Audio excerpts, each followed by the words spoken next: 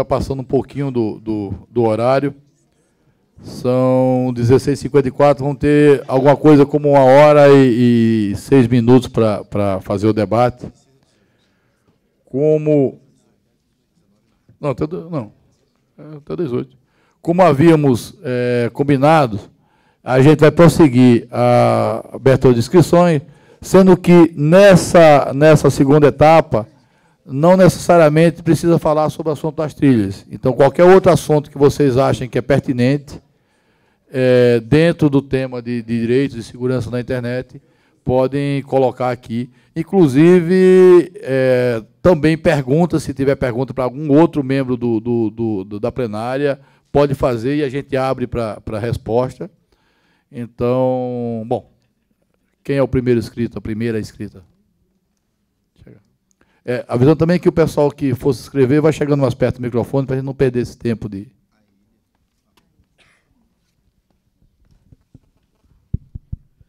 Oi, meu nome é Sinuê Cruz, eu sou participante do Observatório da Juventude e participante também do Youth Forum BR.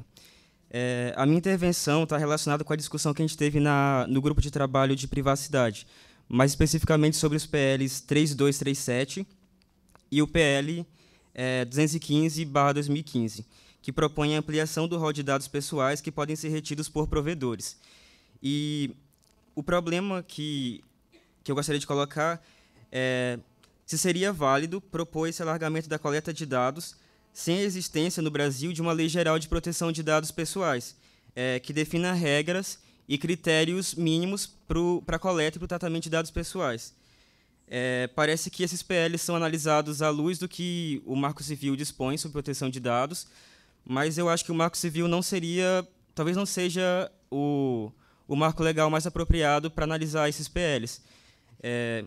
O PL 5276 trata especificamente sobre a proteção de dados pessoais e, na minha visão, talvez ele seja o PL mais apropriado para analisar essas propostas de ampliação da coleta de dados pessoais por provedores. Eu queria saber a opinião de vocês sobre isso. O que vocês acham? Seria melhor analisar essa ampliação à luz do Marco Civil ou após a promulgação da Lei de Proteção de Dados Pessoais? Ok, mais alguém? Alguém quer falar sobre a pergunta do Omar? Estou chegando agora. Pensei que tu ia falar. Alguém quer responder a pergunta dele? Ele fez uma colocação, mas também uma pergunta. Se alguém quiser. Quer, Laura? Não, eu vou fazer uma intervenção. Então tá. Tiago, depois você quer falar sobre eu não vou responder a sua pergunta, desculpa, mas eu queria colocar outra coisa em pauta, que a gente o grupo quis muito discutir, a gente acabou não discutindo, que é a questão do direito ao esquecimento, mas que foi pontuada na fala de manhã, né, em uma das falas iniciais. E eu queria chamar a atenção que isso está em pauta no Congresso Nacional, é um dos projetos que estão sendo propostos, né, e eu acho que ele está sendo... essa discussão está chegando no Brasil de uma maneira muito complicada, para dizer, no mínimo, né, complicado, porque o que a gente vê na Europa é um direito derivado do direito à privacidade. Então, a pessoa não quer que dados seus sejam expostos na internet.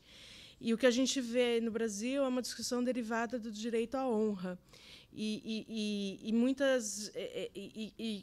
o discurso está sendo de construção desses projetos de leis, eles estão sendo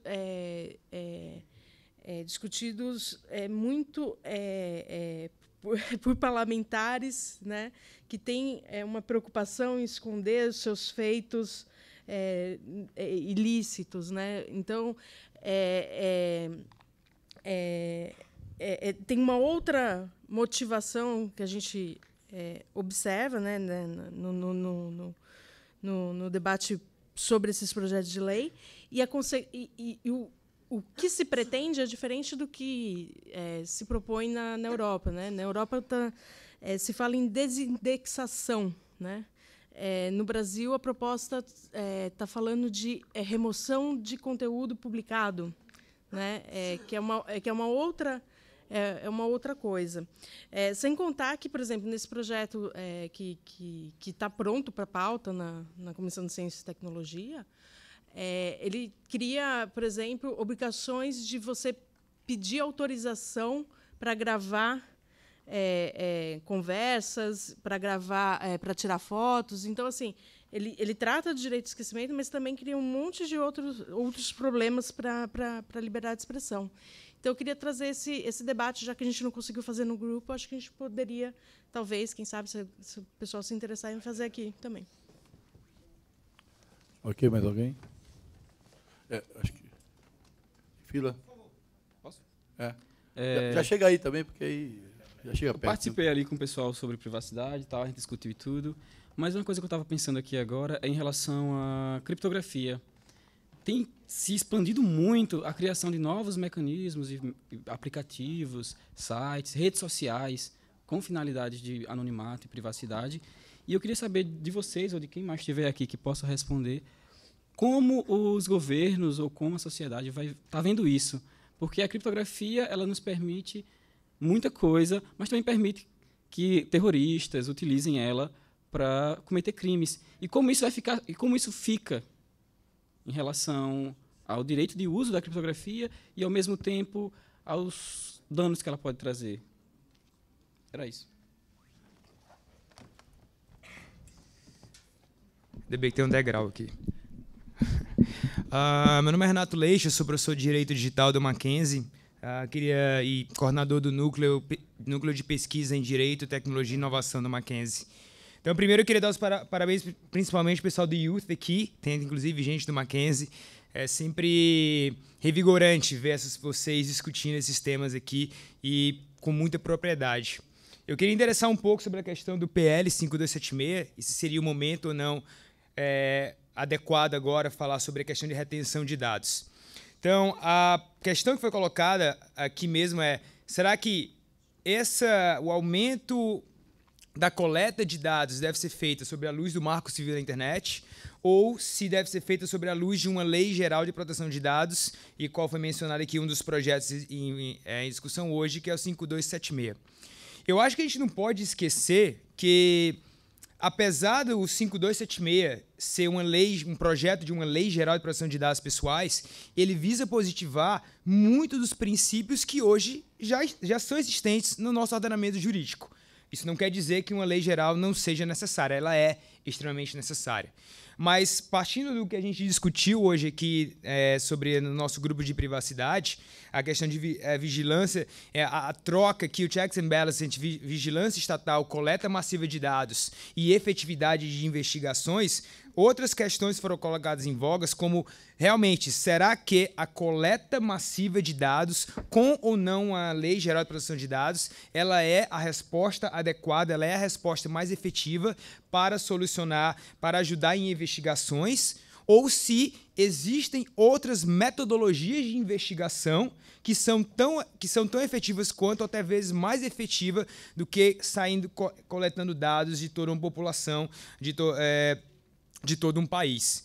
E até foi colocado aqui, fazendo um elo de ligação com o que foi colocado de criptografia, em que a gente fala, muitas vezes a criptografia é utilizada para a prática de ilícitos. Quando a gente vai em busca, aqueles que realmente vão cometer ilícitos, eles sempre vão achar uma forma de cometer esse ilícito, seja se utilizando de uma tecnologia que é mais preponderante, seja se utilizando uma tecnologia que está acessível somente a eles. A gente colocar a culpa na tecnologia, quando a gente fala de inimputabilidade da rede, não vai ser a resposta. E apenas voltando para fechar o arco aqui, o nosso projeto de lei geral, o 5276, entre os projetos, eu particularmente considero o melhor, só que a gente tem que lembrar que ele exclui, por exemplo, a aplicabilidade completa dele, só para questão principiológica, em investigações criminais, em segurança estatal, segurança da nação. Então, se a gente for ter que esperar um projeto de lei como ele está agora, isso pode ser que a gente caia na mesma vala rasa que a gente está hoje. os princípios que estão previstos lá já estão hoje presentes no ordenamento jurídico, como o princípio da necessidade, como está previsto no próprio Marco Civil da Internet, princípio da qualidade dos dados, princípio da finalidade. Talvez seja até questão de se discutir se o projeto ou uma lei geral ela deveria ser aplicada de forma mais ampla, inclusive em investigações criminais e questões de segurança do Estado.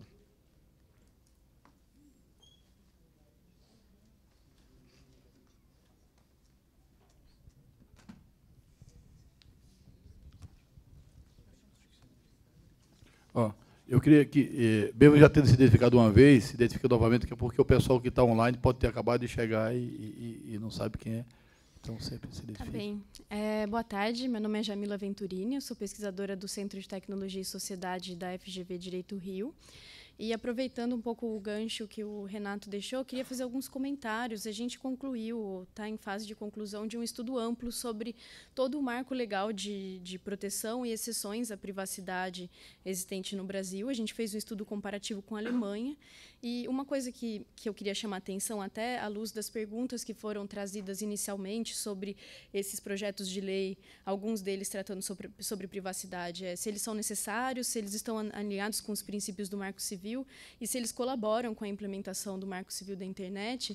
A gente tem acompanhado alguns desses projetos bastante de perto e a gente observa, fazendo essa análise histórica, uma certa flexibilização das garantias à privacidade que existem na Constituição e que eram apresentadas no Judiciário inicialmente, né, até em relação à interceptação telefônica, e, com o tempo, a emergência de uma série de legislações permitindo exceções ou regulamentando a exceção à privacidade para a interceptação telefônica.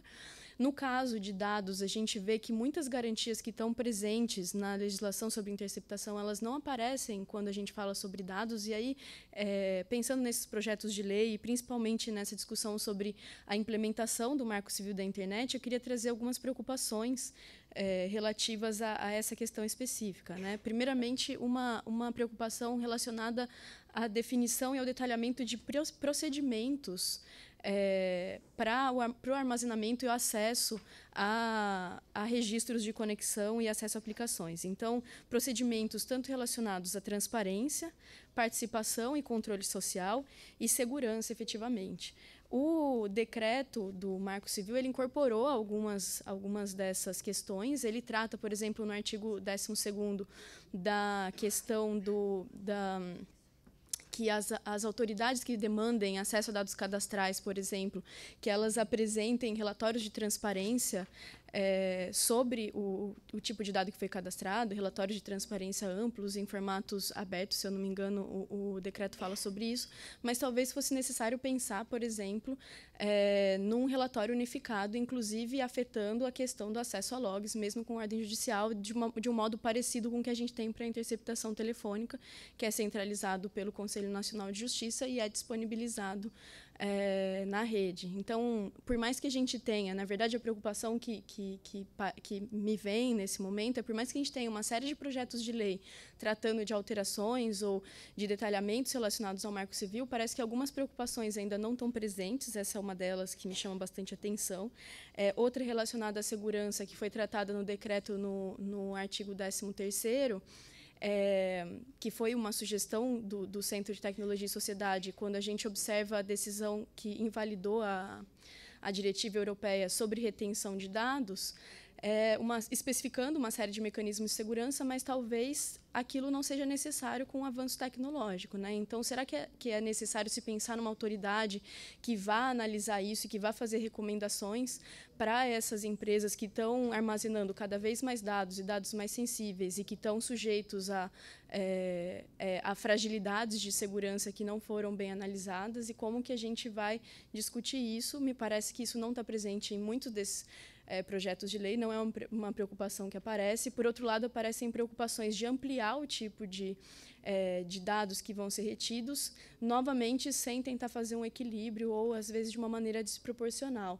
Isso acontece tanto nos projetos de lei relacionados à privacidade, me parece que aqueles que tratam de liberdade de expressão, como a Laura começou a falar, também parece que eles falham em observar algumas das preocupações, não só técnicas, mas também implicações econômicas e jurídicas daquele tipo de legislação e que não estão sendo levadas em consideração como não eram antes do Marco Civil da Internet também. Então, trazendo uma reflexão mais ampla, depois desse processo tão grande, quando a gente fala de educação, um processo tão amplo de participação que levou ao Marco Civil da Internet, a gente observa a emergência de uma série de projetos que não tomam em consideração as discussões que foram desenvolvidas durante esse processo, né? Talvez seja algo para a gente refletir e continuar pensando que outros mecanismos a gente tem para avançar nesse sentido.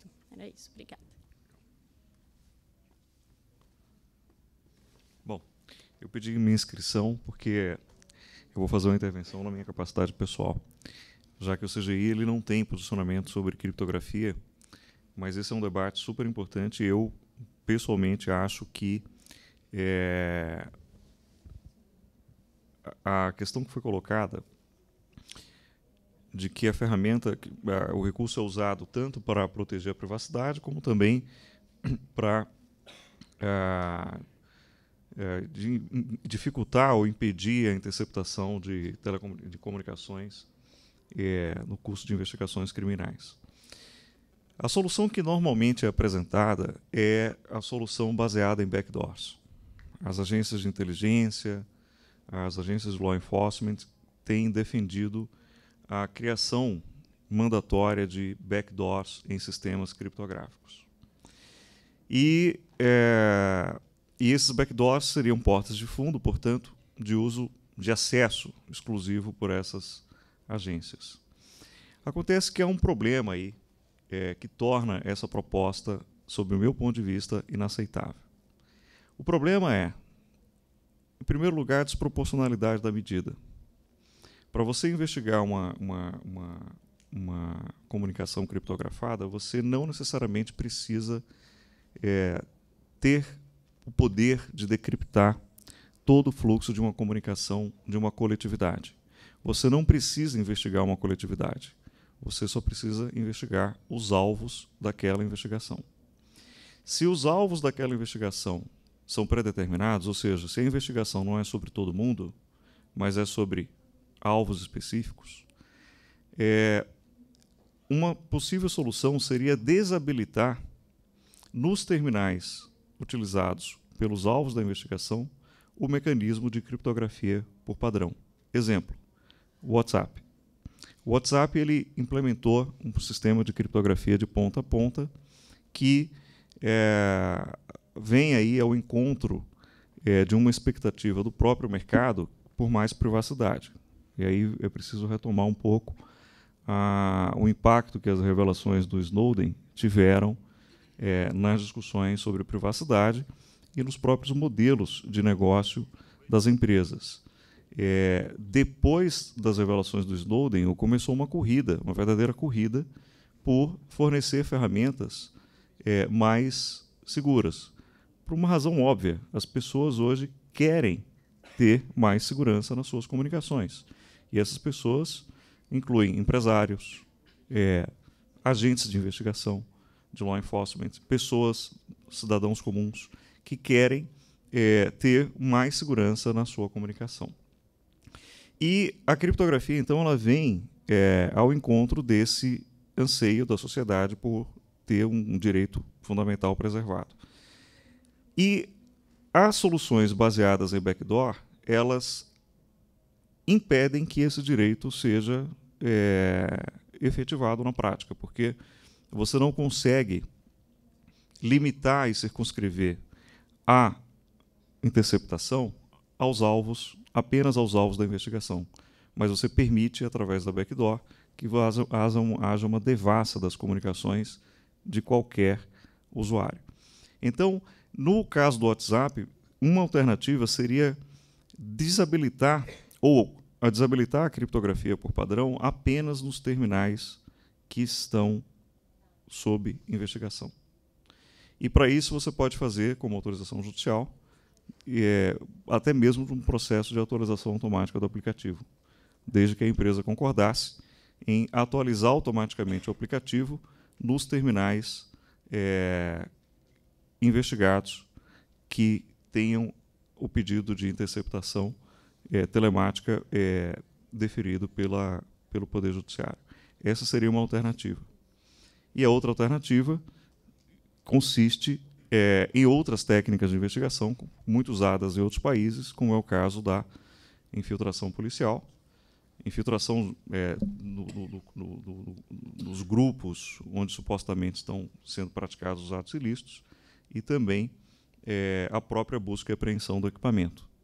Ou seja, se eu consigo apreender o telefone celular usado pelo alvo da investigação, naturalmente eu tenho acesso a todas as comunicações trocadas pelo WhatsApp. Então, existem alternativas que podem ser exploradas enquanto alternativas que são autorizadas pela Justiça e que fazem uma interferência mínima e produzem repercussões e efeitos colaterais mínimos no equilíbrio aí necessário de se permitir que a investigação criminal aconteça e preservar o direito à privacidade do cidadão. Então, eram algumas ideias que eu queria trazer para o debate sobre esse tema da criptografia.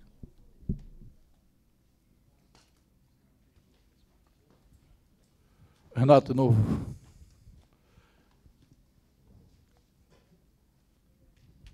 Quem tem mais aí? Só o Renato? O último inscrito é o Renato. Tem mais alguém aí, se tiver alguém? Vou apresentar de novo devido a... Então, Renato Leite, do Mackenzie. Sobre a questão da criptografia e o comentário que o Thiago fez, né? Eu acho que essa possibilidade no caso, eu vou utilizar o mesmo exemplo aqui do caso do WhatsApp. Do WhatsApp, mediante determinação judicial, no curso de investigação criminal, ele desabilitar a criptografia somente de um terminal para possibilitar a interceptação da comunicação, ela vai relembrar muito ao caso do FBI versus Apple, que a gente teve nos Estados Unidos, de uma maneira ou de outra. A questão, e aí entra muito no que o motivo pelos quais a empresa Apple ela não queria permitir o acesso ao conteúdo daquele celular, mesmo sendo um caso em específico. Será que ele era proporcional ou desproporcional? No momento que existe a possibilidade técnica, no caso aqui, do acesso ou mediante uma ordem judicial desligar essa criptografia, foi criada vulnerabilidade na cadeia de segurança. Essa vulnerabilidade ela pode ser explorada de diversas formas em diversos momentos. A exploração dessa vulnerabilidade através da ordem judicial ela é somente uma dessas possibilidades. Se a gente vai estudar a metodologia de criptografia que tem sido utilizado por aplicativos como o WhatsApp, como o Telegram, ele é chamado, entre os nomes, de Threat Analysis. Esse Threat Analysis é justamente uma metodologia em que nem mesmo aqueles que desenharam o sistema, eles conseguem ter acesso ao conteúdo justamente para que, eventualmente, eles não possam ser obrigados ou forçados a entregar esse conteúdo, porque foi, e aqui relembrando novamente no caso do Snowden, foi o que aconteceu. As empresas tinham sistemas que eram falhos e que elas eram compelidas a entregar, a criar um backdoor por uma FISA Court, ou, devido à existência da vulnerabilidade, as empresas iam lá, o governo americano, no caso aqui NSA, acessava diretamente essas comunicações. Se havia um acordo ou não com relação a essas empresas é uma outra discussão de teoria da conspiração aqui.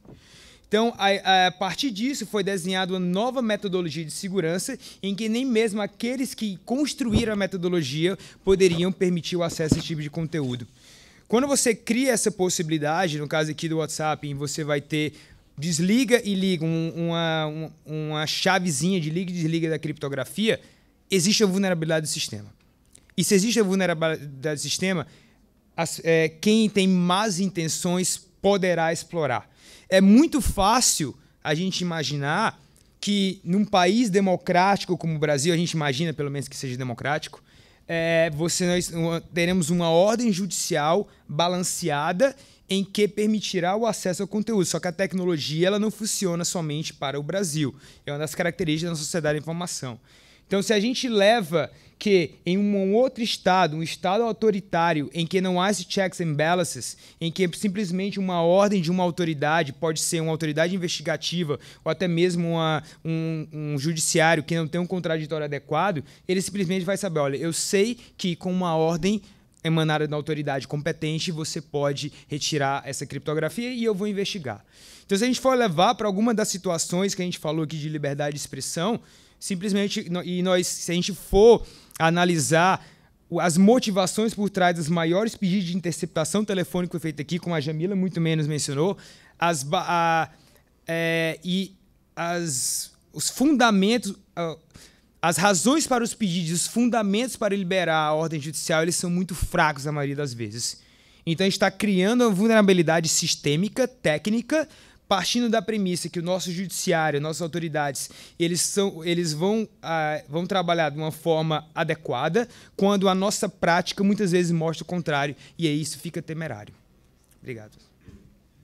Ok. Tem uma pergunta ou uma intervenção que veio aqui pelo Twitter, tá? O usuário é busca SSA. E ele fala sobre a questão no âmbito da lei do esquecimento, como ficam os dados hospedados fora do Brasil. Eu queria aproveitar essa colocação aqui para fazer uma provocação e talvez para se discutir. Primeiro, isso começa uma questão de discussão de jurisdição, né? Que não é só com relação à lei do esquecimento, né? Essa questão de indexação, em alguns casos, há uma possibilidade de ter sido feito, basicamente, aplicado via DNS, aplicado à região, né?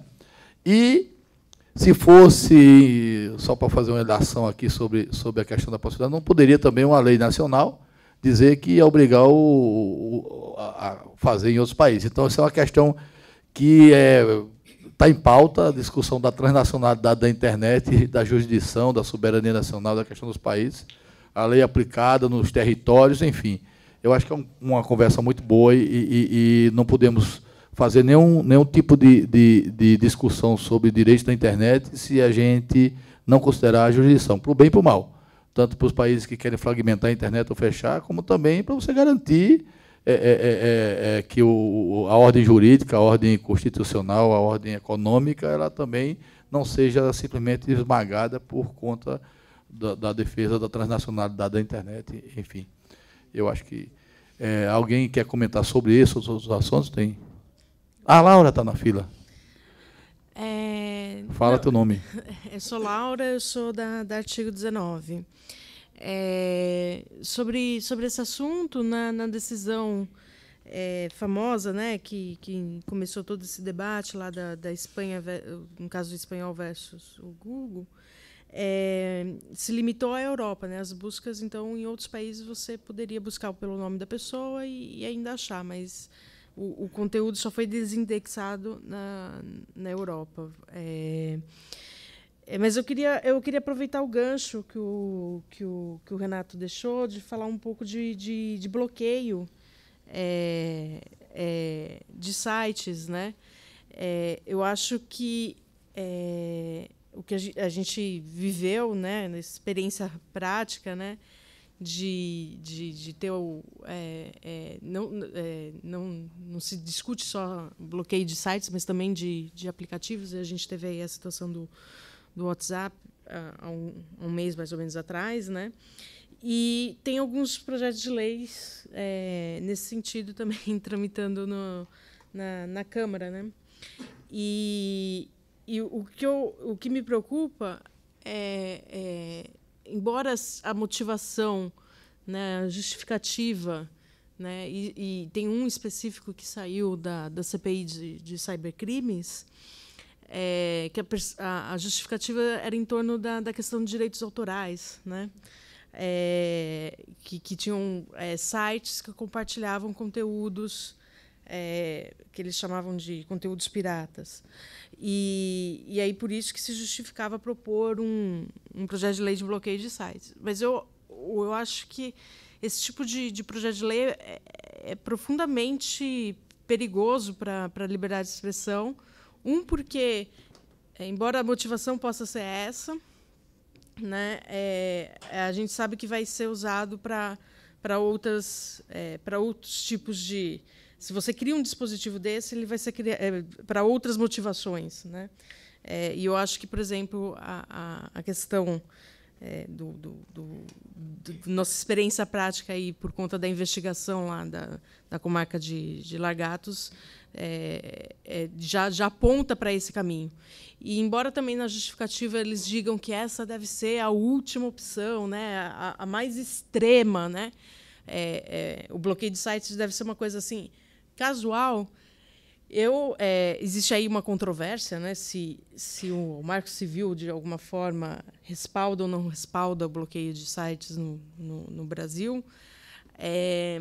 Eu entendo que não, né? E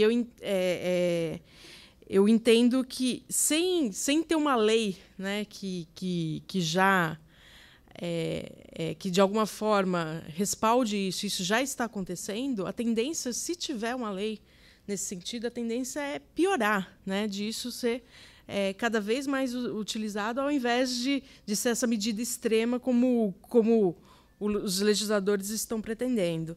Então, eu queria também chamar a atenção para essa questão do bloqueio, que eu acho que é muito cara para nós e bastante perigosa para a liberdade de expressão. Ok.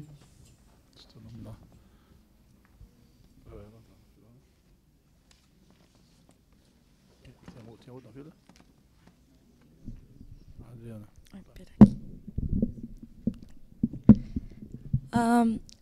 Meu nome é Viviane, do programa do Utah @ForumBR e do Utah Observatory. E durante os e-mails que a gente tinha que dissertar sobre diversos temas, sobre as trilhas, num dos e-mails, justamente falando sobre essa trilha, foi falado sobre a questão de universalização dos direitos da internet, algo parecido com uma certa o que existe hoje da Declaração Universal de Direitos Humanos, que foi feita de uma forma colaborativa e hoje tem uma grande força vinculativa. E foi muito discutido se seria possível realmente fazer uma declaração que fosse universal. Na verdade, já existe uma declaração que é feita por um grupo que é Coalizão Dinâmica de Princípios de Direitos, algo assim. Mas ela ainda não é algo que está finalizado, ela ainda é algo que está sendo feito, e os seus 3 princípios principais seriam justamente os que agregam o Marco Civil. E é dito no livrinho da carta justamente essa questão da problemática de achar um consenso, porque temos a internet, ela acredito eu, na verdade, que ela é a nível mundial. E fica muito difícil você tem estados democráticos de direito, você tem estados que são muito fortes, fica difícil de você achar uma declaração que se adeque a todos os tipos de população, cultura, estado, e foi justamente como é que isso ficaria perante o direito internacional público, como é que isso ficaria até na própria legislação interna desses países que seriam tão diferentes, como é que a gente acharia um modo de fazer com que isso funcionasse, e se isso fosse feito de uma maneira efetiva, caso a gente realmente conseguisse fazer uma declaração, como foi feita com a Declaração Universal, será que seria necessário organismos de proteção? Se seria, por exemplo, a gente tem organismos regionais de proteção aqui na América Latina, você tem na Europa, que cuida dessa questão de fiscalização e até, às vezes, julgamento, caso esses direitos sejam quebrados. Então, será que isso também seria necessário aqui? Como é que seria? Seria algo a nível regional? Seria separado, de novo, de maneira racional? Se seria feito, se o mesmo modelo poderia servir, ou se não, que os direitos humanos e os direitos da internet eles são completamente opostos e a maneira como você tem que tratá-los tem que ser diferente. Eu acho que é uma coisa que ficou muito na minha cabeça porque foi um e-mail que foram mais de 15 e-mails, muita gente participando, falando de ideias, opiniões de como a gente poderia tentar resolver este problema, e não se chegou a uma conclusão. Acabou que muita gente falou, muita coisa foi repetida, muita coisa foi discordada, e nós do Brasil, que viemos de um mesmo lugar não conseguimos concordar, imagina o mundo inteiro. Então, como é que a gente conseguiria fazer esta tarefa? É mais ou menos isso que a gente poderia tentar discutir agora. Acho que seria interessante a gente fazer algum documento, alguma ideia, uma organização, até mesmo de propostas. Acho que seria bastante legal.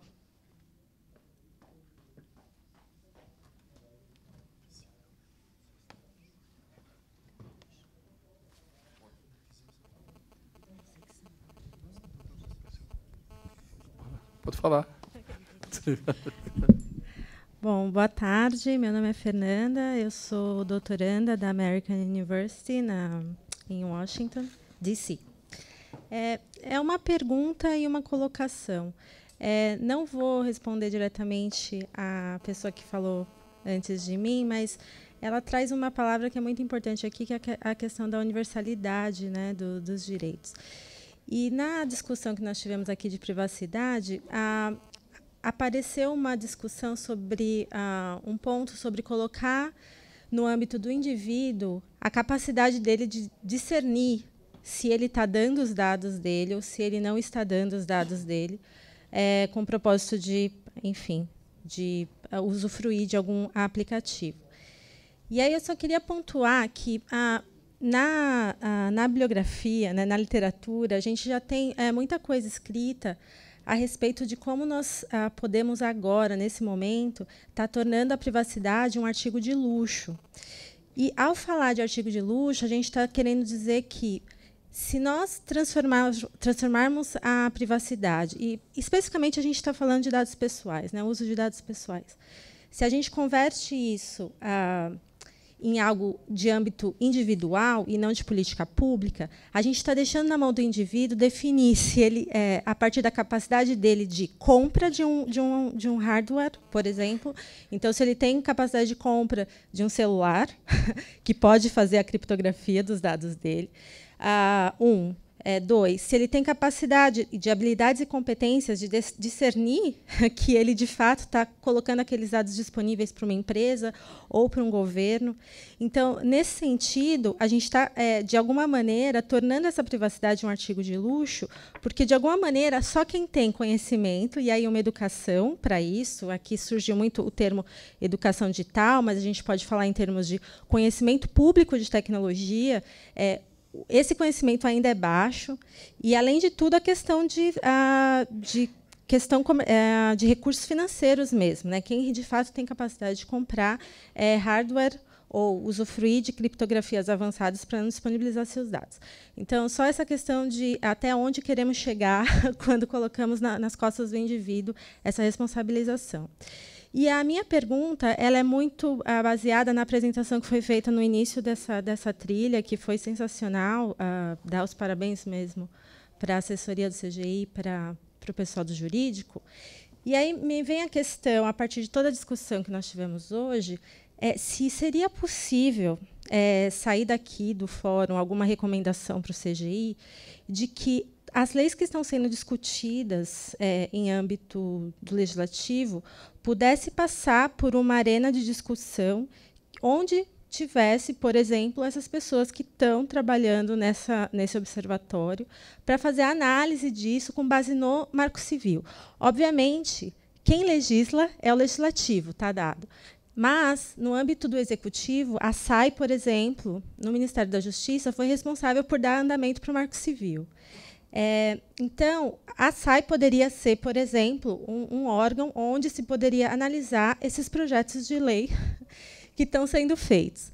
Mas a gente está num momento um pouco complicado politicamente, e aí eu não sei se seria possível, e é uma pergunta mesmo para vocês, que o CGI e que esse grupo pudesse se colocar e fazer algum tipo de parceria com a SAI para que seja analisada esses projetos de lei e que se tire daí um parecer. Obviamente, se o legislativo vai seguir ou não, se o executivo, a presidenta, ou quem estiver lá vai seguir ou não, é uma outra história.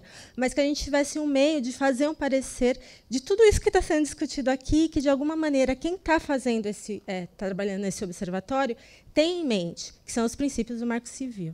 Obrigada. Adriana. que estava aqui escrita fazia tempo e eu ficava olhando por cima aqui, o pessoal da fila, e a Adriana assim... Ele sempre faz uma piada de não entregar o microfone, né? Bom, tudo bem, pessoal, tranquilo. Tranquilo, tranquilo. Eu estou me sentindo tão em casa aqui, talvez porque eu conheço o Tiago há tanto tempo, né, Estou me sentindo absolutamente em casa, isso é bom.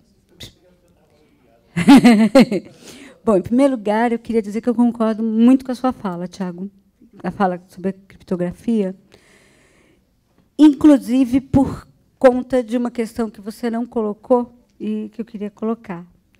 Porque se a gente tiver que pensar todas as exceções e todos os perigos, se a gente tiver que pensar todos os pelos, os ovos, a privacidade vai deixar de ser possível.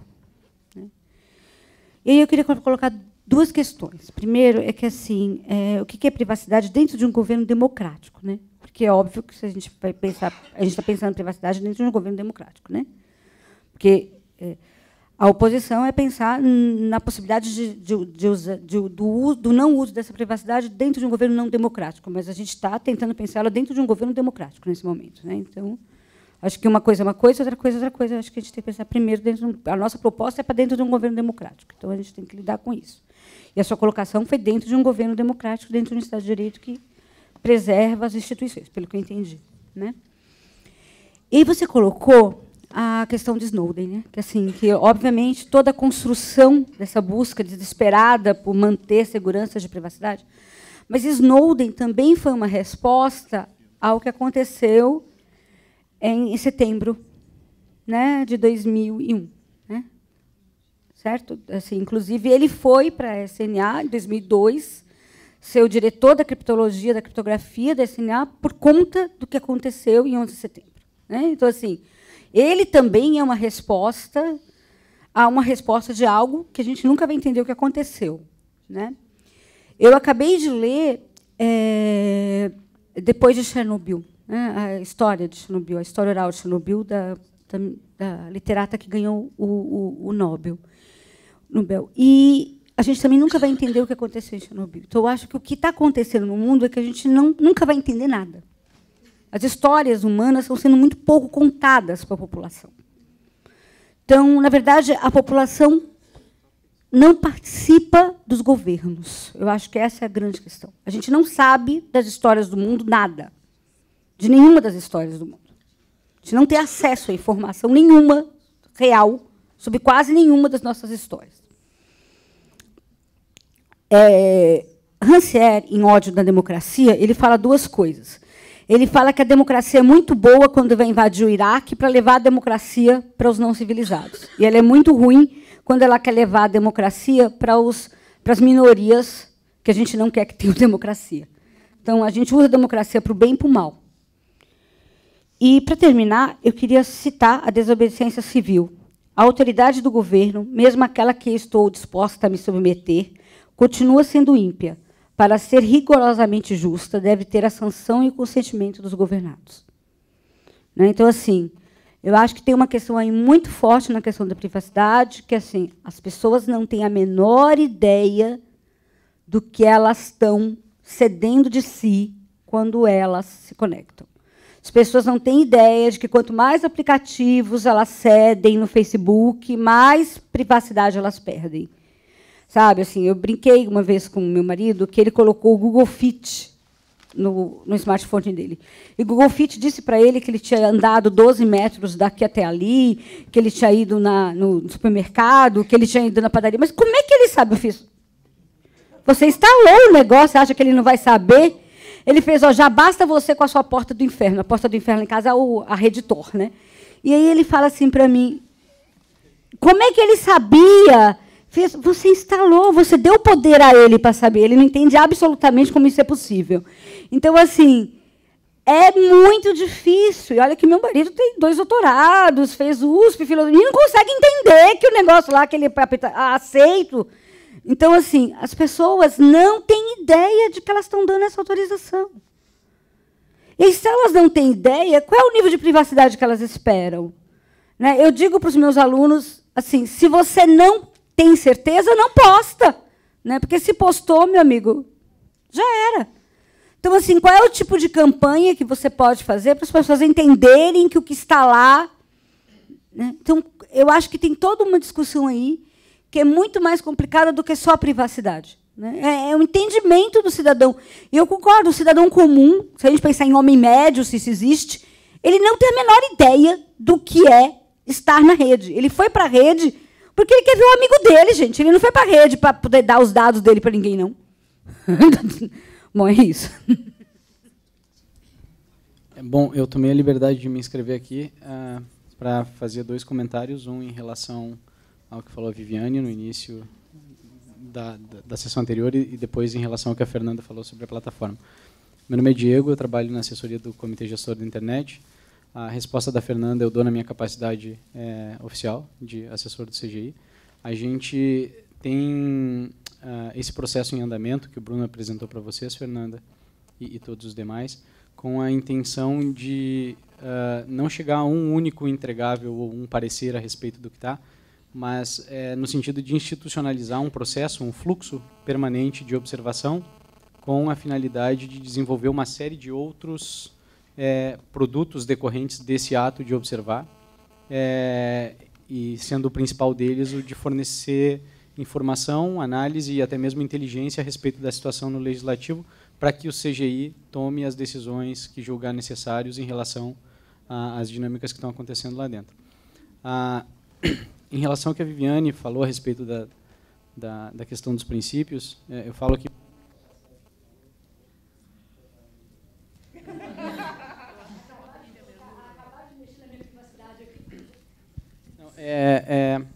não, vejam, eu falo na minha capacidade pessoal, de alguém que tem acompanhado e estudado a evolução de cartas de princípios relativos à internet desde o ano de 2005, que foi quando, no contexto da Cúpula Mundial para a Sociedade da Informação, na etapa de Tunis, o Stefano Rodotà e outros notáveis, digamos assim, entre eles até o ministro Gilberto Gil, brasileiro, eles começaram a patrocinar a ideia de que o caminho, o passo principal para gerar colaboração no âmbito da internet é pela adoção e adequação de princípios comuns. No âmbito do IGF tem a Coalizão Dinâmica sobre Direitos e Princípios na internet, mas a gente tem visto e tem observado o pipocar de uma série de momentos e movimentos de cristalização de princípios, de acordo em princípios em níveis nacional, regional e internacional.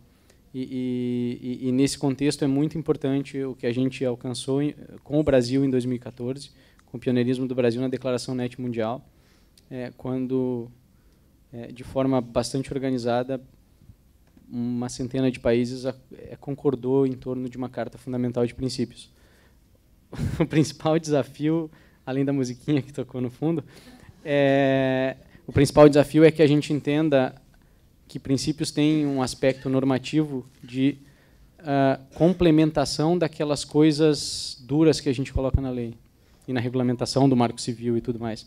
Então, a lembrança dos princípios, a lembrança do decálogo do CGI e das outras cartas de princípios que dialogam com o decálogo do CGI, ela é muito importante, porque a gente está olhando aqui para o processo legislativo, mas tem uma coisa na implementação da lei, na adjudicação de conflitos pelo maquinário institucional que a nossa democracia ou não consolidou na prática, que é relevante, porque o que azeita todas as partes do sistema democrático que a gente tem são, de fato, princípios, normas que têm uma normatividade um pouco mais abstrata do que leis específicas. E a gente precisa da promoção dos princípios, da compreensão dos princípios, bem mais do que a gente determinar se vai ter uma linha ou um parágrafo específico num dispositivo de lei. Então, foi muito importante a tua colocação nesse sentido.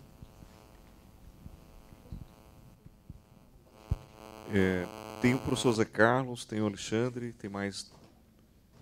Tem a... Na ordem está o Alexandre Pacheco, depois Zé Carlos e depois Leonardo. Tem a Renata. Na ordem está o professor Pacheco, Zé Carlos e Leonardo. E a Renata agora. Bom, de forma bem breve, porque eu tenho uma predileção particular por um tema que é como é que a gente vem encarando não apenas privacidade, mas principalmente operações de tratamento de dados e decisões a respeito de como nós cedemos os nossos dados, como essa ideia de bem de luxo. Eu acho que uma figura bastante importante para a gente resgatar aqui, e eu acho que fez parte da nossa discussão mais cedo no grupo sobre privacidade, é a ideia que ainda está muito presente hoje no nosso imaginário a respeito de privacidade, que é aquela ideia do direito de privacidade lá do início do século XX, do direito de ser deixado só. Por mais que, via de regra, todos nós, quando pensamos privacidade num debate público, temos alguma dificuldade de reconhecer que essa ideia é muito poderosa, ela está presente no nosso imaginário e, via de regra, eu percebi em muitas das falas aqui que, em alguma medida, a expectativa de privacidade é que, em algumas instâncias da nossa vida, a gente teria, vamos dizer assim, esse direito de ser deixado completamente só, quer dizer, ser 100%, em alguma medida, isolado de troca de informações.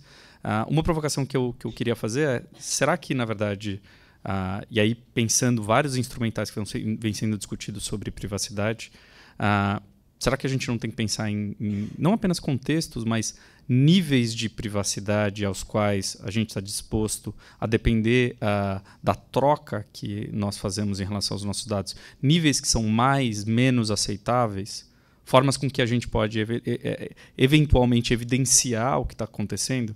E aí vem para um segundo comentário, e eu prometo que são 3 deles. E aí vem um segundo problema. E o segundo problema é essa troca e vamos dizer assim, essa operação de concessão de dados para determinados contextos, ela está clara na percepção do usuário. Na minha visão, ela está muito pouco clara por várias razões. Uma delas é porque nós não sabemos, e não se enganem, nós não nos interessamos muitas vezes em despender do nosso tempo para entender como é que o modelo de negócio, como é que transações relacionadas à coleta e tratamento de dados acontecem. E, em alguma medida, em vários contextos, eu acho que não faria sentido e não seria desejável que os cidadãos efetivamente despendessem tempo a compreender esses fenômenos muito amplos. Então, daí vem uma pergunta, é o que podemos fazer, e aí uma das questões é a própria regulação. E aí vem uma discussão muito grande, quer dizer, o que vamos fazer?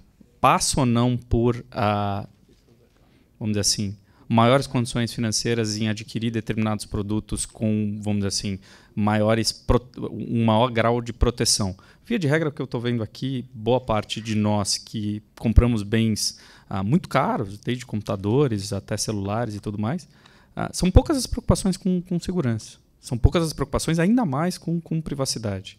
Então, hoje, dá para perceber que, por mais que do ponto de vista teórico, a aquisição de dispositivos com maior grau de privacidade, aí pensando esse grau de privacidade com todos os problemas que essa definição acarreta, via de regra, o elemento financeiro tem importado pouco do ponto de vista dessa aquisição. E aí vem uma outra pergunta, para já passar para o meu terceiro comentário, que é o seguinte: até que ponto, efetivamente, as pessoas que trocam os seus dados por determinados serviços têm uma escolha efetiva e autônoma? Eu tenho muitas dúvidas a respeito dessa escolha autônoma, porque um discurso que está presente na narrativa é o seguinte: bom, eu poderia ter acesso a serviços em que a minha moeda de troca não seria uma moeda de troca monetária, eu teria uma moeda de troca de dados. E, portanto, seria um pouco mais democrático. Eu discordo dessa ideia. Agora, ela é uma ideia muito presente e vocês vão acompanhar muitos, não só discursos, mas debates públicos em que essa ideia da troca está muito presente. E uma ideia, vamos dizer assim, de maior inclusão a partir de uma nova ferramenta para ter acesso a serviços. Via de regra, a minha crítica é: e se eu quero dizer não? Se eu quero dizer não, via de regra, eu poderia dizer não, por exemplo, pensando em pagar mais, ou, se eu não tenho condições de pagar mais, o dizer não significa não ter acesso a determinados serviços. E não ter acesso a determinados serviços hoje, numa sociedade em que vários dos serviços públicos estão atrelados a determinados sistemas de comunicação, pode significar exclusão. E aí, para terminar a minha fala aqui, voltando à minha percepção sobre privacidade, e aí uma ideia muito poderosa que está no nosso imaginário e que está muito presente em boa parte das discussões é: tudo bem, se não é o direito de ser deixado só, e se essa discussão de bem de luxo, vamos dizer assim, é uma discussão que merece um tratamento muito mais importante e diferenciado, Quando o Thiago menciona a criação de backdoors e toda uma interação que pode advir, por exemplo, da criptografia, eu gostei muito de um relatório editado, se não me engano, no ano passado, minha memória sempre me trai nessas horas, mas do governo holandês. E uma das questões do governo holandês muito forte relacionada à criptografia era uma questão, inclusive, de segurança nacional. E segurança nacional do ponto de vista do papel que o governo holandês tem, do tamanho que ele tem, diante da rede que é internacional. E aí, se a gente tem um problema de segurança interna, que eu não vou negar que é um problema muito sério, um problema que, na verdade, a gente tem que enfrentar com vários crimes que, em alguma medida, nos aterrorizam, vamos dizer assim, nos deixam um pouco enojados em relação a isso, tem uma questão que não pode escapar, que a criptografia serve e pode servir, como vamos dizer assim, essa opinião do governo holandês, como um instrumento, em alguma medida, que pode dizer respeito a uma estratégia de política internacional que um país pode adotar. E, via de regra, não tem surgido na agenda, vamos dizer assim, de como nós podemos proteger dados de brasileiros a partir, por exemplo, de ferramentas como a criptografia ou qualquer outra que poderiam ocupar um debate mais amplo. E isso me preocupa. Minha preocupação não é com a criptografia em si como uma ferramenta desse debate, mas é a ausência, por exemplo, de um debate amplo em que nós podemos discutir ferramentas que podem servir para essa estratégia de política internacional. É isso. Obrigado. Obrigado, Zé Carlos. Bom, eu quero chamar o Leonardo. Não, a Zé Carlos ainda, tá? Zé Carlos. Cadê? Zé Carlos, depois o Leonardo, porque eu achava que era o Pacheco que estava falando. Zé Carlos é o seguinte, nós temos escrito, o Zé Carlos vai falar agora, o Leonardo, a Renata e o Pedro. E, na fala do Zé Carlos, a gente vai encerrar as inscrições para passar para o debate. Quem não se inscrever agora, então... temos 2 inscritos. Não, então vamos encerrar, e eu pedindo para que tentem ser o mais breve possível, porque nós vamos ter mais os 2, fechou a inscrição com ele. Bom, eu vou ser bem breve, até porque o colega me antecedeu, né, já, de certa forma, contemplou, digamos, alguns pontos que eu queria reforçar. Na discussão do GT, né, de privacidade, nós iniciamos um pouco a discussão sobre a ideia do conceito de privacidade, né? Claro que não deu para ser desenvolvido porque falta de tempo mesmo. Mas eu queria retomar esse aspecto, em especial a partir da fala da colega, né? Desculpe, eu não vou lembrar o nome da colega aqui, Adriana. Em relação, me parece que é interessante a gente pensar em paralelo, digamos, a aplicação técnica, né, os aspectos técnicos envolvidos, relacionados com o conceito de privacidade, e também os conceitos jurídicos, as práticas jurídicas associadas ao conceito de privacidade, seria interessante, me parece, ampliar, digamos, essa discussão para os níveis em relação às questões ou às práticas sociais, e aí no sentido mais amplo, as práticas que são derivadas desse cotidiano. Quer dizer, que mais ou menos me parece que é isso que a colega Adriana reforçou. Quer dizer, como é que o usuário comum, o usuário final, está vivenciando essa situação? Qual é a percepção que ele tem a respeito do que seria privacidade?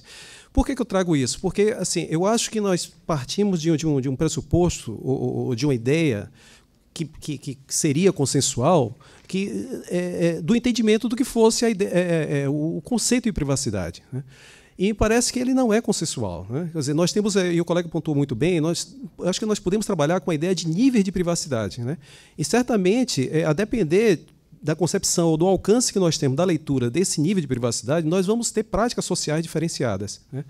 Então, me parece que uma discussão interessante é a gente, além dos aspectos técnicos jurídicos, que a gente possa também ampliar e perceber, né, esses aspectos sociais que, de certa forma, vão trazer elementos, né, vão fomentar, digamos, né, a leitura a partir desses 2 vieses, né, que nós estamos trabalhando aqui mais diretamente. Então, é isso.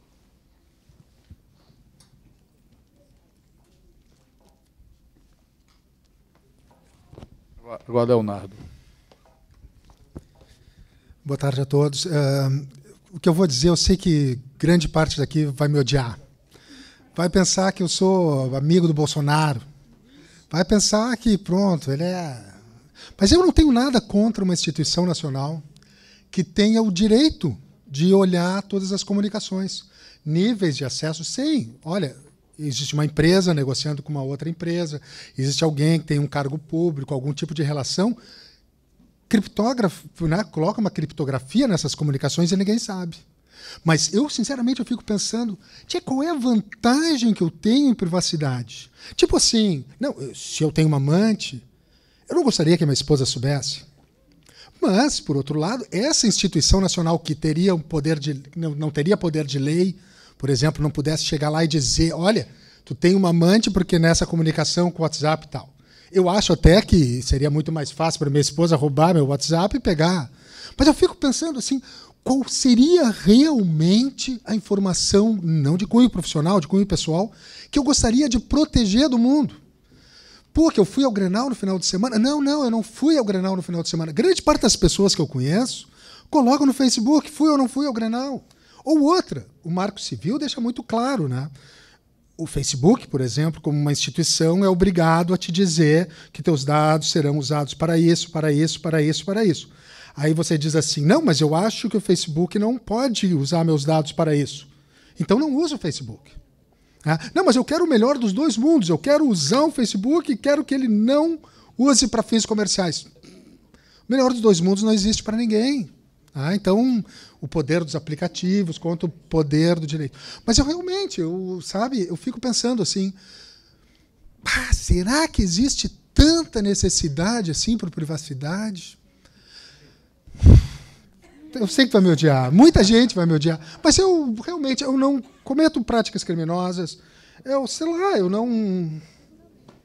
E mesmo se eu fizesse alguma coisa ilegal, eu não estou dizendo que vocês fossem ficar sabendo. Seria uma instituição governamental, fechada, que pudesse identificar alguns atos criminosos realmente, terrorismo, pedofilia, mas a minha vida pessoal... Não sou amigo do Bolsonaro, não tenho nada com isso, mas eu fico na dúvida. Boa tarde a todos. Próximo, Renata.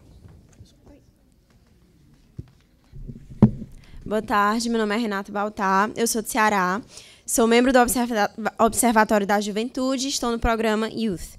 E eu venho compartilhar com vocês uma preocupação que eu fiquei pensando ao longo do dia. A gente discutiu muito os projetos de lei que estão tramitando e que, de alguma forma, alteram o marco civil, afetam o nosso uso da internet.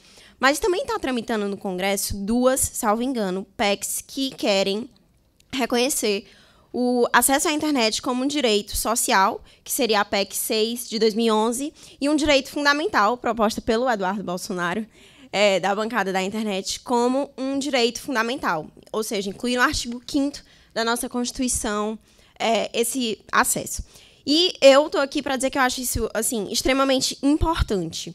Pode parecer óbvio para todos nós aqui que estamos discutindo a internet que ela é um direito primário, que ela não é um direito secular, que nesse contexto global, pós-moderno que a gente está, isso já é algo assim que a gente entende como sendo certo, como sendo necessário para o exercício de todos os nossos direitos, mas positivar isso, colocar isso na nossa Constituição, seria levar o debate a outro patamar. E é importante a gente acompanhar a tramitação dessas PECs de perto, porque isso afetaria diretamente todas as questões que estão sendo discutidas aqui no fórum, todas as questões que a gente considera importante. A PEC proposta pelo Eduardo Bolsonaro, a 86 de 2015, se eu não me engano, ela também prevê a inviolabilidade do sigilo das comunicações trocadas nesse meio, na internet. Então, isso implica diretamente nas questões de privacidade que a gente tanto discute. Então, assim, eu sou a favor do reconhecimento do acesso à internet como um direito humano fundamental. Entendo que isso vai afetar de formas assim que a gente talvez nem entenda, caso seja reconhecido, mas eu acredito que é um próximo passo a ser dado, que a gente tem que advogar nesse sentido. Inclusive, todos nós sabemos aqui que a própria ONU, ou no relatório do Frank LaRue, em 2011, já disse que seria um direito humano fundamental. Então, assim, eu não vejo isso ser debatido. A gente fala muito de privacidade, a gente fala muito de liberdade de expressão, a gente fala do exercício de todos os direitos fundamentais, mas reconhecer o acesso à internet como um direito fundamental em si seria dar um passo a mais para que a gente possa fortalecer todos esses outros direitos. Assim, Eu até andei dando estava estudando sobre isso há algum tempo e eu vi que Windsurf diz que não é um direito humano fundamental, que não deveria ser reconhecido. Assim, todo respeito, mas eu discordo do posicionamento dele, porque eu acredito que a gente está em outro momento da história. A gente está numa era digital mesmo, e não reconhecer isso seria, assim, de certa forma, um atraso. Obrigada. É bom. Pode. A gente tomou tanto tem que terminar isso aí, mas a parte até que a gente tomou tanto direito de. Eu passei 5 pessoas na frente dela depois. Temos o Pedro, o Fabrício. Como é teu nome, tá de camisa? Bernardo. E o Bernardo. Tá? Depois do Pedro, eu falo. Pedro. Bom, meu nome é Pedro, eu sou do IRIS, do Instituto de Referência Internet e Sociedade, e do IUF também. Eu vou mudar um pouco o foco da privacidade e voltar para a nossa discussão da neutralidade, que às vezes dá uma contribuição. Nesse meio tempo, desde as discussões, eu fiz uma pesquisa e eu acho que a gente pode ter, eu acho que posso ter dado uma contribuição para um dos dissensos que tiveram, e ver se vocês concordam comigo. Basicamente, para quem não estava na discussão, era sobre questão de neutralidade, se a neutralidade de rede ia se aplicar a, por exemplo, um terceiro que redistribui o acesso, tipo um hotel, uma faculdade, um host do Airbnb, a partir do momento que ele te oferece a conexão de internet, se ele estaria sujeito às questões de neutralidade de rede, porque muitas vezes esse acesso é pago, ele não é gratuito, apesar de parecer gratuito, ele pode estar embutido em algum preço. E, olhando no decreto do Marco Civil, eu encontrei essa questão de que a neutralidade não se aplica a serviços especializados, incluindo os que exigem estrita admissão. Talvez esse tipo de situação se encaixaria nessa questão dos serviços especializados. Até porque seria muito preocupante, muito complicado, se todo mundo que oferece acesso se tornasse um provedor. Então, eu sou host do Airbnb, do meu Wi-Fi, que está embutido no preço do Airbnb, eu me torno um provedor de internet. Eu acho que essa era uma das discussões que a gente estava tendo. Eu queria ver se vocês concordam comigo se esses terceiros, uma faculdade que oferece um acesso, um hotel que oferece um acesso, um host do Airbnb, uma pessoa na casa, mesmo que pago gratuito, se encaixaria nesses serviços especializados com estrita admissão. Poderiam questionar a palavra estrita, mas, na real, acho que não significa muita coisa, porque estrito pode ser uma coisa diferente para cada pessoa. Então, é basicamente isso. Depois a gente conversar mais. Okay. Rapidamente, o próximo. Nós estamos com problema aqui de tempo, porque vai começar outra sessão, que é o filme das mulheres da computação, na verdade. O filme tem 20 minutos lá, mas vamos ver se a gente acelera aí. Já começou? Não, está começando. Tem o Fabrício e tem o... eu vou dar um recado muito rápido. Voltando ao tema da privacidade, que estava um debate muito instigante.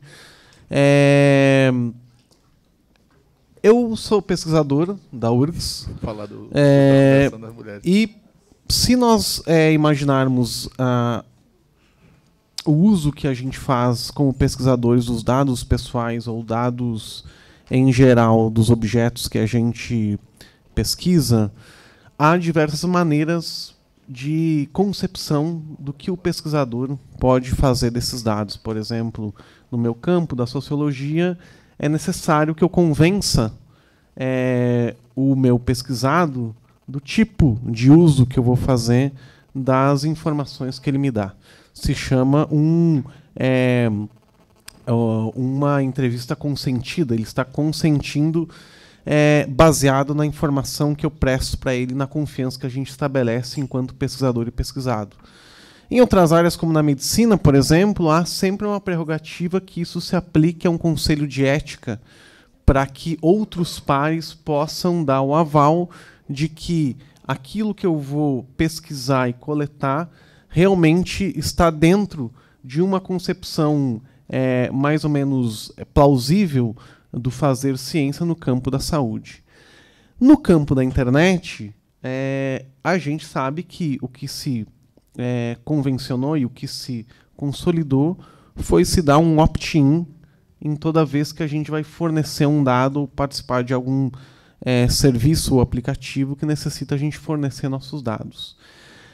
Por que eu falo isso? Porque, embora a gente concorde, discorde, não tenha uma concepção de privacidade consolidada, ou talvez ela esteja muito arraigada desde os anos do início do século XX, eu acho que por isso que é fundamental e necessário, e eu quero aqui reforçar que se tenha cada vez mais dispositivos, orientações, mas também regulações propriamente dita, para que se possa saber exatamente o que os data brokers, o que justamente esses players que se utilizam desses dados como modelo de negócio, quais os limites eles podem ter para atuar dentro do modelo de negócio que eles têm dentro da internet. Justamente porque, se nós deixarmos somente pelo opt-in, porque o usuário concorda, nós nunca vamos ter um consenso do limite do que pode e que não pode ser feito por esse modelo de negócio. Muito obrigado. Rapidamente, companheiro, última intervenção. Eu sou da Paraíba, lá da terra de Percival, e eu discordo do companheiro que falou em não se preocupar com privacidade e tal. Eu tenho um projeto que se chama Cryptozine, a ideia de criar um manual de contravigilância com ferramentas e práticas, e com coisas que eu não vejo em outros manuais, e são poucos os manuais que existem. E eu queria parafrasear o McLuhan, quando ele diz que os meios são a mensagem. Eu acredito que a criptografia é a mensagem em tempo de vigilância global e que deve ser utilizada e deve ser compartilhada. E só para esclarecer a ele, que mulheres utilizam da criptografia para acessar informações, comunidades LGBTs utilizam a criptografia para se manterem anônimas e não serem atacadas, jornalistas, hackers, ou seja, é uma população muito grande que utiliza a criptografia, o anonimato, para se defender. Então, a gente tem que aplaudir a criptografia e aplaudir o anonimato. Obrigado. Muito bem, gente. Nós teríamos agora um resumo, mas eu acho que a gente pode deixar esse resumo para o relatório final, porque não vai dar tempo.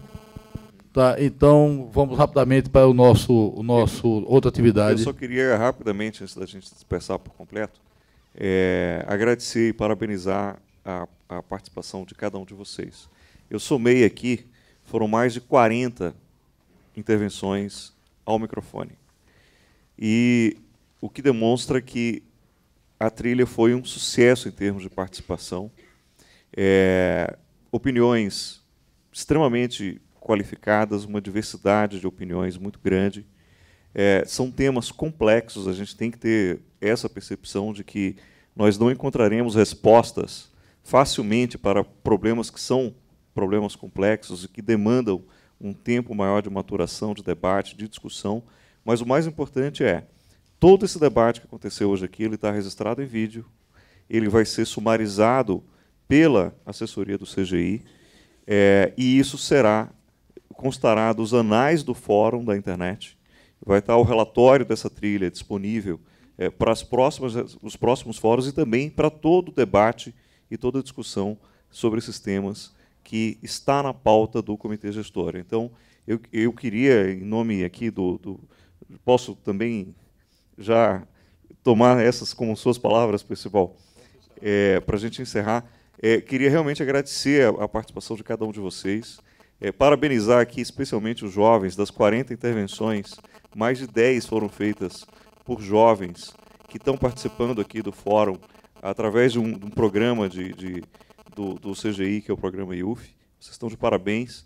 Fico muito orgulhoso de ver vocês participando aqui de igual para igual, com gente com muito tempo de estrada, com muita experiência, vocês dando a sua opinião e contribuindo de forma bastante qualificada para esse debate. Não quero tomar mais o tempo de ninguém, vamos ver o filme e quero mais uma vez parabenizar e agradecer a todos aqui pela trilha.